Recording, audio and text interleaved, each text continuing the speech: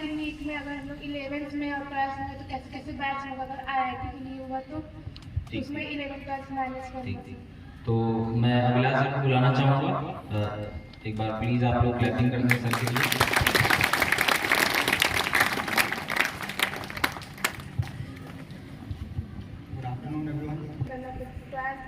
तो कैसे अगर बैचेस हम लोग ज्वाइन करेंगे तो कैसे क्या कोर्स कंप्लीट होगा 11th 12th के साथ? 11th 12th के साथ आसानी से हो जाता है और बहुत सारे बच्चे हमारे ऐसे हैं जो 12th के साथ ही compete करते हैं और एग्जाम क्वालिफाई करते हैं। क्योंकि जैसे सर अभी बता रहे थे तो मैं यहीं से स्टार्ट करता हूँ कि इंजीनियर्स कर क्या सकते हैं। मैं आपको तुम्हारा जवाब देता हूँ, उससे पहले इंजीनियर क्या कर सकते हैं इसका सबसे बड़ा एग्जाम्पल ये है कि वो डॉक्टर्स भी बना सकते हैं। तो सर इंजीनियर हैं और वो यहाँ पे हमारे यहाँ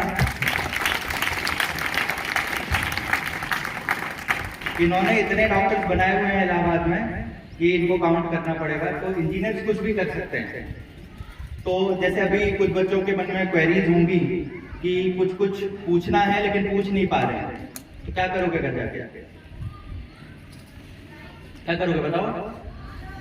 जैसे ये बच्चे ने पूछ लिया तो मैं जवाब दे रहा हूँ, कुछ बच्चों के मन में होगा अभी हिचक रहे हो, कुछ नहीं बोल पा रहे हो, तो घर जाके कुछ करोगे ना। आकाश इंस्टीट्यूट वाले आए हैं तो कुछ तो आज होगा ना घर पे। क्या होगा सबसे पहला काम? गूगल करोगे ना, मोबाइल में गूगल पे सर्च करोगे ना आकाश इंस्टीट्यूट क्या है, कहाँ है। बहुत सारे सवाल जो आज यहाँ नहीं पूछ पाए वो वहां पूछोगे। तो अगर आपसे मैं पूछूं कि गूगल का CEO कौन है, कोई बता सकता है? अच्छा, सुंदर पिचाई कहाँ से पढ़े हुए हैं ये पता है? IIT खड़गपुर से। तो ये सारी चीजें आपको पता है।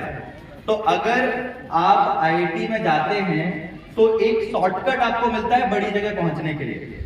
तो अब वहां तक पहुंचाने की जिम्मेदारी हम लोगों की है। तो जैसे बच्ची ने बोला कि 11th 12th के साथ कैसे जा सकते हैं, तो 11th 12th के साथ ऐसे जा सकते हैं बच्चों की यहाँ पे पहली बात तो ये है कि ज्यादा वो नहीं, आपको अटेम्प्ट नहीं मिलने वाले हैं, आपको 2 ही अटेम्प्ट मिलने वाले हैं।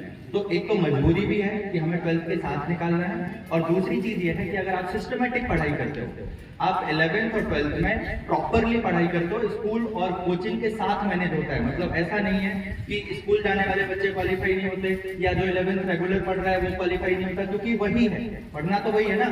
जैसे जो 11th 12th में आपकी फिजिक्स केमिस्ट्री मैथ्स है, उसी का थोड़ा सा अच्छा वर्जन JEE मेन में पूछा जाता है और थोड़ा सा और टफ हो जाता है तो JEE एडवांस में पूछा जाता है। तो मेजॉरिटी ऑफ पोर्शन जो है आपका वो फिजिक्स केमिस्ट्री मैथ्स का 11th 12th का ही है।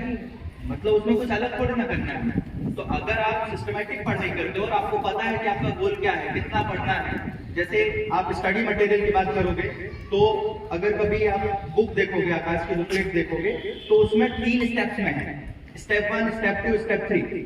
तो स्टेप 1 जो होता है उसमें साफ साफ लिखा हुआ है कि ये स्कूल लेवल का है, तो उसमें स्कूल लेवल के क्वेश्चन है वही उसी चैप्टर के। और स्टेप 2 की बात करोगे तो स्टेप 2 में JEE मेन लेवल के क्वेश्चन है। तो चैप्टर वही है, पढ़ना वही है, उसका थोड़ा सा लेवल बढ़ाया तो आप JEE मेन पे पहुंच गए, और उसका थोड़ा सा और लेवल बढ़ाओगे तो JEE एडवांस पे पहुंच जाओगे।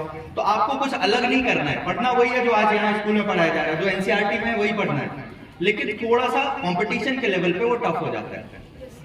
ठीक है, तो आप आराम से निकाल सकते हो अगर आपको प्लानिंग पता चल जाए, आपको ये पता चल जाए कि कितना पढ़ना है, क्या क्या पढ़ना है। अननेसेसरीली ना तो बर्डन देना है अपने आप को, ना ज्यादा पढ़ने की जरूरत है। मतलब ऐसा नहीं करना कि अब IIT तो एक हुआ बन गया और उसकी वजह से हम अननेसेसरीली बहुत सारी चीजें जो पढ़ रहे हैं जो काम की भी नहीं। तो कहीं ना कहीं हमें ये भी जानना होगा कि कितना पढ़ना है।